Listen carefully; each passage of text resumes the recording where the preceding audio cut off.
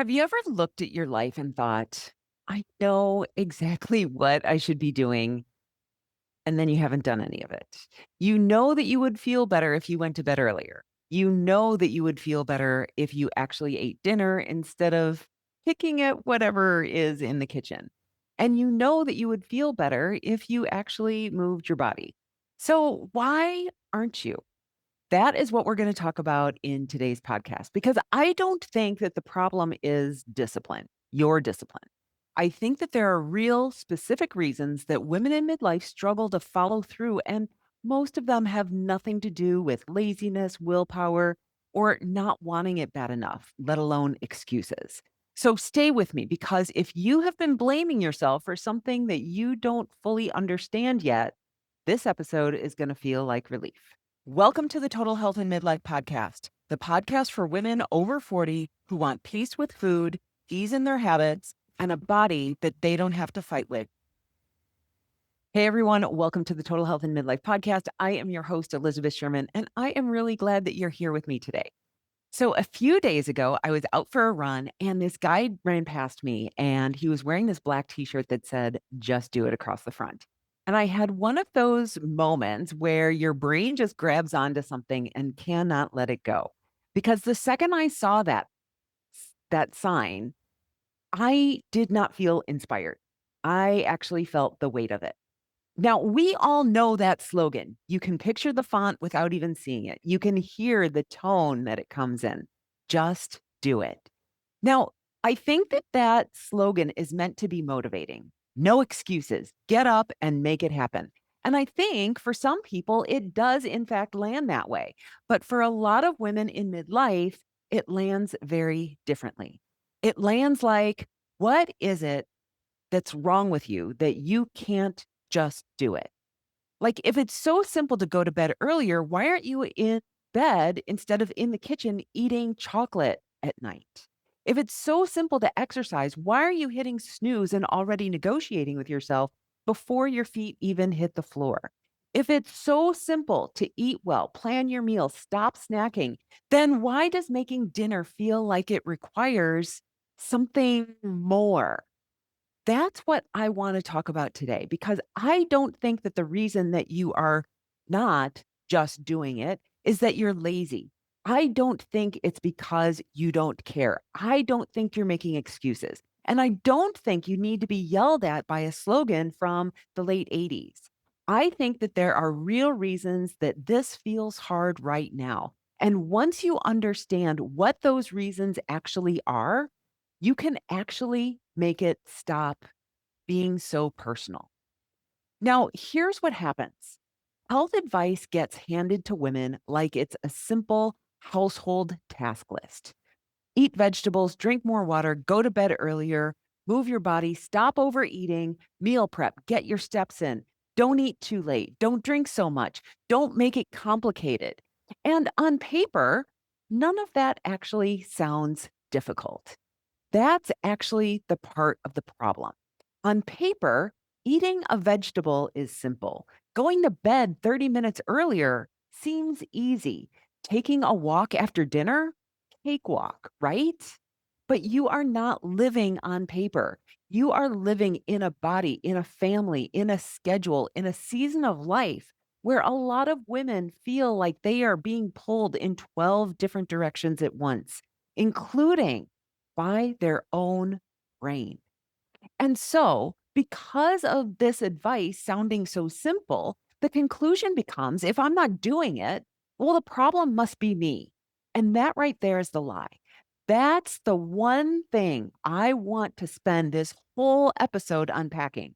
Because when a woman, a smart, capable, genuinely motivated woman, cannot follow through on something that looks simple on paper, she doesn't usually think, hmm, maybe the conditions I'm operating in are really hard right now.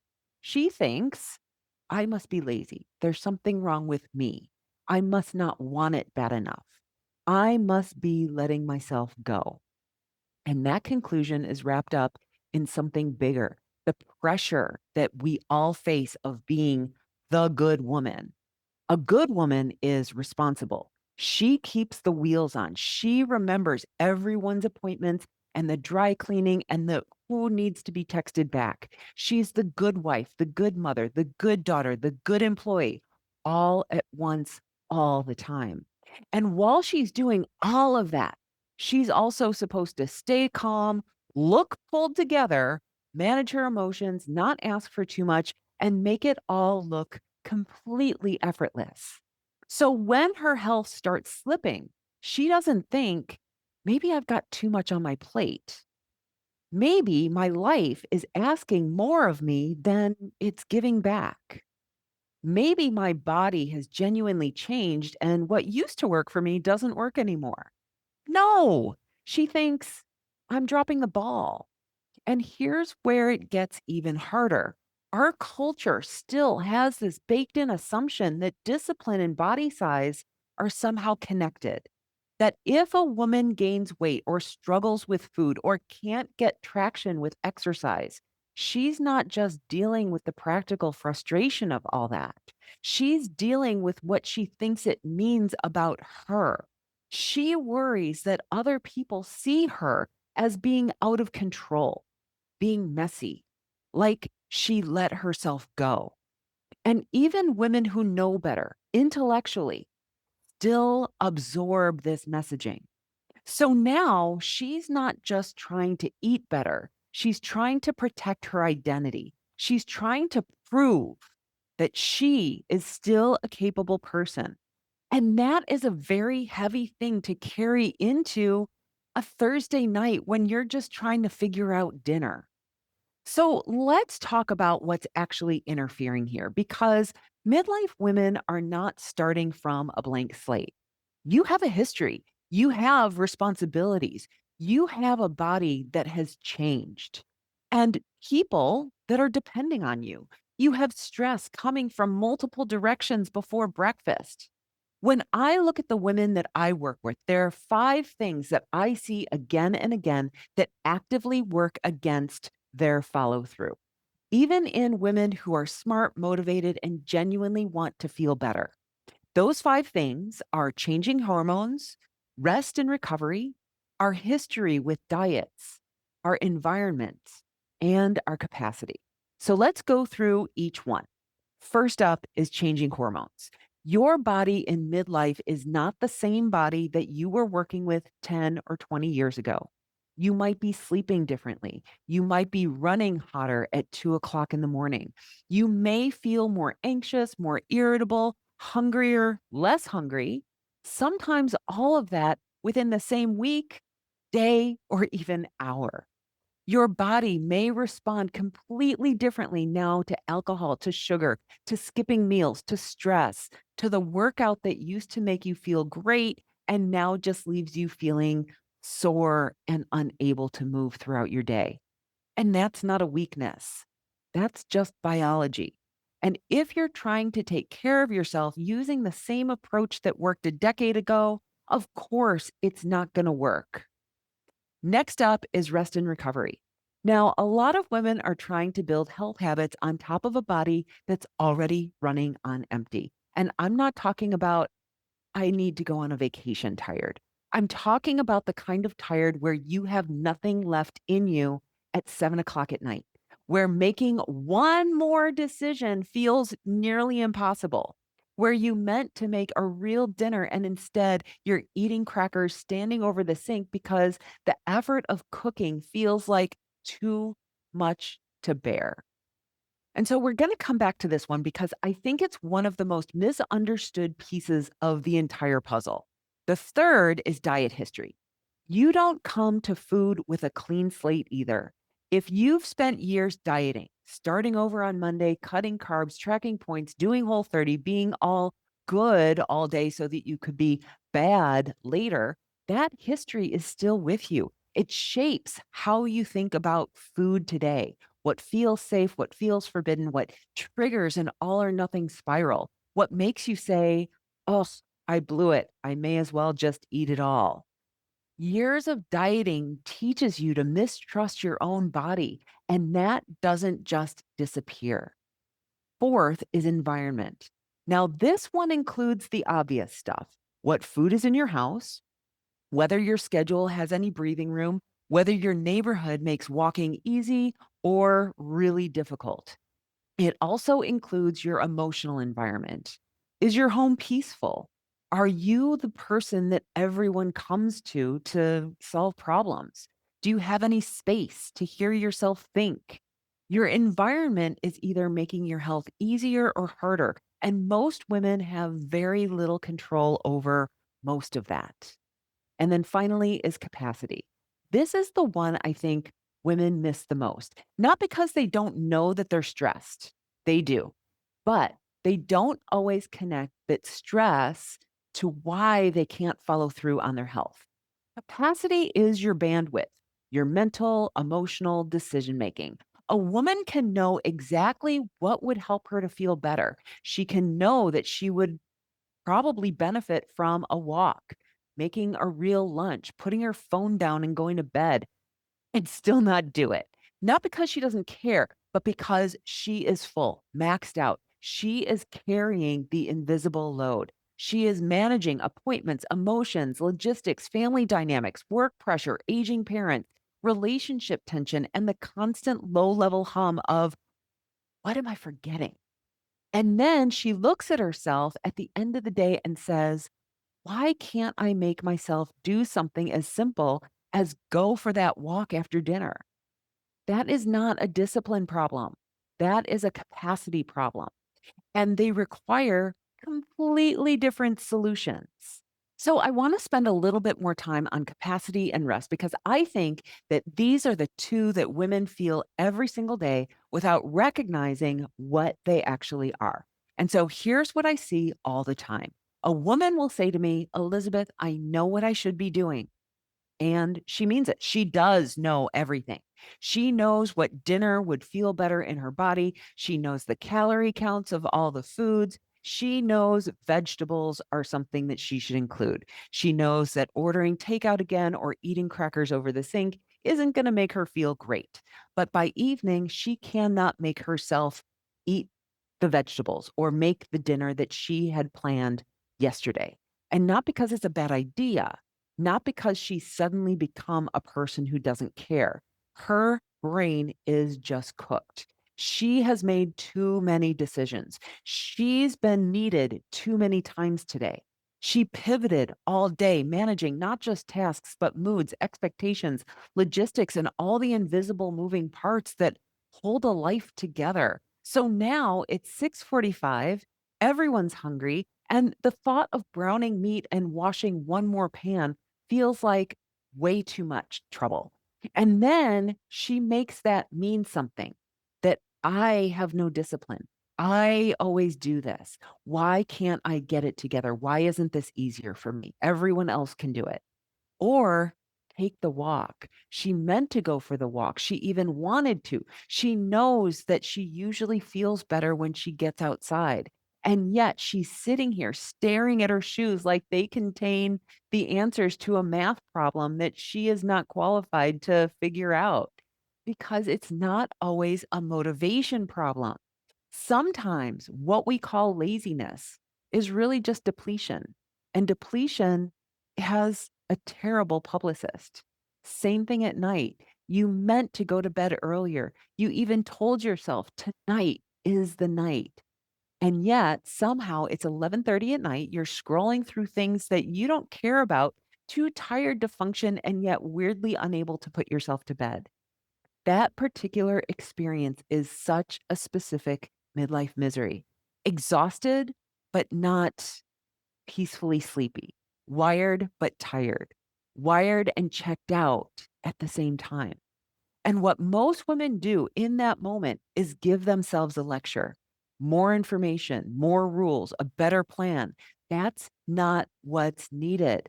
What's needed is more support than your current life is giving you. Now, here's the part that I really want to get into because I think this is where the conversation usually gets it wrong. When women are depleted, they go looking for relief. And that relief often shows up as overeating at night or doing something destructive like scrolling until midnight or staying up too late, not because they're having a really good time, but because it's the only part of the day that feels like they have some peace and no one is touching them. Or checking out on the couch, telling themselves that they are relaxing when they're not actually feeling restored. Now, a lot of people look at the pattern and say, she might want too much comfort, too much food, too much checking out. Now, I disagree. I don't think the problem is that women want too much pleasure. I think the problem is almost the exact opposite. Women have been so well trained to be the responsible one, the capable one, the one who keeps the wheels on, that actually giving themselves real rest, permission to give themselves real rest, real pleasure, real recovery feels really super uncomfortable. It feels selfish. It feels indulgent, like something has to be earned first. Our culture has a very particular thing to say about women who prioritize their own pleasure. We call it hedonism, self indulgence, being out of control. So many women have quietly internalized that messaging and become experts at self denial, at putting everyone else first, at powering through, at saving the rest for when everything is done. The problem is, it's never, ever all done. There's always one more thing to handle, one more thing to answer, organize, clean, or fix, which means if your rule is, I rest when everything is taken care of, you have built a life where rest is always delayed. And then because you haven't allowed yourself real rest, real pleasure, real recovery, real spaciousness, your nervous system goes looking for it anyway, always. That is not a character flaw. That's just how human bodies work, human brains work. But here's the thing, the relief that you find when you're depleted and grabbing for something, anything, tends to be fast relief, numbing relief, the kind that doesn't actually restore you. You eat, but you don't feel nourished. You scroll, but you don't feel rested. You stay up late, but you feel worse in the morning. So when I work with women who are overeating at night or can't stop scrolling or can't put themselves to bed, I'm not asking, how do we get more discipline around this? I'm asking, what kind of rest has she been refusing herself? What is she so hungry for at the end of the day besides food? Because until we answer that honestly, we're going to keep trying to solve exhaustion with stricter rules. And as you may have noticed, that's not going especially well. So let me make this concrete with a client example. Sarah, and I'm changing her name in this example, is a terrific example of exactly what I'm describing. Because on paper, she looked like someone who should have figured all of this out. She knew exactly what to do. She understood nutrition. She was not new to exercise. She had thought about her health for years before. And yet she kept running into the same wall. She would start the week feeling clear, organized, hopeful, groceries in the fridge, a loose plan for dinner, a real intention to get back into her walks and stop the nighttime snacking. And during the day, she often did really, really well. When life was calm and manageable, she could make thoughtful choices and follow through. But then, as the day wore on and in evenings, she just did not have the capacity. She was tired. Her decision making was lower. Her bandwidth was lower. And she'd end up eating in a way that didn't feel good or grazing after dinner or staying up later than she wanted because the day didn't feel like it had anything for her in it. And then because she's smart, self aware, and a woman with high standards, she'd wake up the next morning and feel like it was her fault. I need more discipline. Why do I keep doing this? What is wrong with me? When I looked at her situation, that was not what I saw at all. What I saw was that her whole approach to health only worked in her best case self. It worked when life was calm, when she had energy, when there were fewer demands on her attention. It worked under ideal conditions, but it had no support built in for the real conditions. No plan for low energy, no plan for decision fatigue, no plan for the nights when she had nothing left and couldn't make herself cook the dinner that she had planned at 9 a.m. She was not inconsistent. Her system was incomplete. And because she didn't see that, she kept turning inward, trying to create more effort, more discipline. She had more self blame, but nothing was wrong with her. Her approach to health just wasn't built for the life that she was actually living. And once we could see that clearly, everything changed.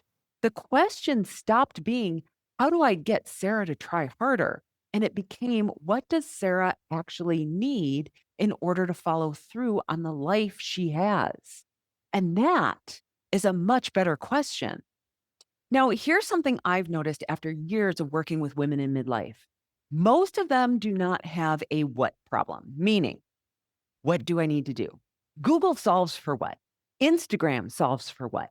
Every diet program ever created solves for the what. What should I eat? What workout should I do? What's the best approach for hormones and metabolism and belly fat and sleep? There is no shortage of what. The real question, the one that actually matters is, why does this keep breaking down for me? What specifically is getting in the way? How do I make this actually work in my real life with my real schedule, my real body, my energy level, my stress, my history? That is a totally different question. And it doesn't require more instructions, it requires insight. And that's actually why I created the Total Health Systems Audit. Now, this audit is designed to help you identify the specific forces in your life that are getting in the way of your follow through so that you stop guessing and you stop blaming yourself for something that you haven't actually been able to see clearly yet. Because once you can see that your struggle is being shaped by the things like capacity, recovery, diet history, environment, and hormones, all of which are very real and none of which are moral failings or excuses, the conversation changes entirely. Now, we're not asking what's the matter with me. We're asking what is actually getting in the way here. And that's where real change starts. So, if you take one thing from this episode, I hope that it's this. The solution is not to shame yourself harder. It's not to tighten the rules, to start fresh on Monday, or swear that this time you are really going to get your act together. The solution starts with seeing clearly what's actually interfering. Because once you can see that, you stop solving the wrong problem. You stop treating capacity issues like they are a discipline issue. You stop treating depletion like it's laziness. You stop expecting a life that is overloaded and undersupported to run on willpower indefinitely. You are not alone in this. You are not the only woman who knows exactly what to do and still struggles to do it. You are not lazy. You are not failing at something easy. You are trying to take care of yourself in the middle of a complicated life in a changing body with a lot of invisible weight on your plate. And that deserves a more honest conversation than just do it. If you want to start figuring out where your breaking points actually are, download my free guide, The 8 Habits That Healthy People Do and Why They Don't Stick. Not just so that you can read the habits and nod along, but so that you can start to see why they've been so hard for you, specifically in your actual life. You can find the guide at elizabethsherman.com/habits. I'll also put the link in the show notes. Thank you for being here with me today. That's all I have for you. Have a great day, and I'll see you next time. Bye-bye. Hey, before you go, if you are someone who says, I know exactly what I should be doing, I just don't do it. Hey, if that's you, I made something for you. It's a free 3-minute quiz that gets underneath that exact problem. Not to give you more information, but to show you the specific reasons your follow-through keeps breaking down. Because it's not the same for everyone. And once you can see your pattern clearly, everything else seems to change. Head to elizabethsherman.com/quiz. It's free, it's fast, and it's honest.